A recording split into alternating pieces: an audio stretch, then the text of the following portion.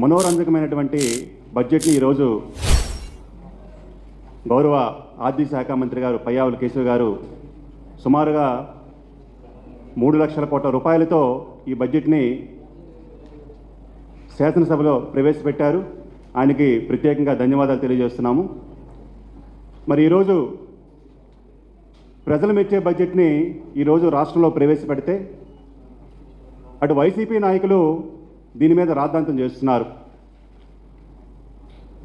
ఈరోజు శాసనసభ జరుగుతూ ఉంటే ఒక్కరోజు కూడా శాసనసభకు హాజరు కాకుండా, అలాగే ఈరోజు శాసన మండలి తీసుకుంటే బడ్జెట్పై ప్రసంగాన్ని కొనసాగిస్తూ ఉంటే,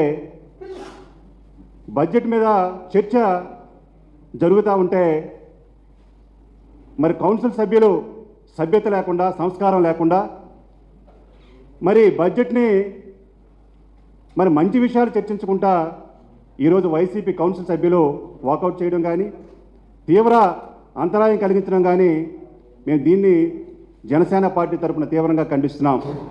ఈరోజు రాష్ట్ర ప్రజలందరూ కూడా చూస్తున్నారు. ఈరోజు ఈ బడ్జెట్లో అన్ని వర్గాల వారికి సమానంగా అవకాశం కల్పించినటువంటి బడ్జెట్.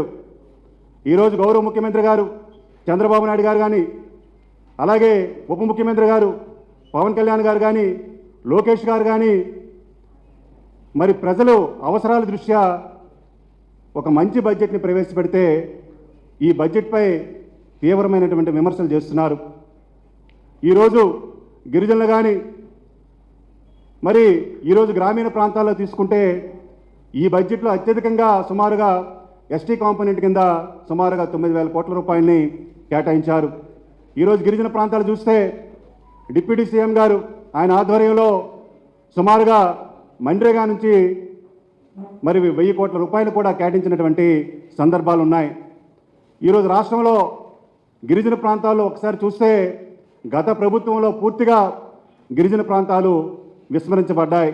కానీ ఈరోజు గౌరవ ముఖ్యమంత్రి గారు చంద్రబాబు నాయుడు గారి నాయకత్వంలో, డిప్యూటీ సీఎం గారు పవన్ కళ్యాణ్ గారి నాయకత్వంలో ప్రతి గిరిజన ప్రాంతానికి రోడ్లు వేసుకున్నాం.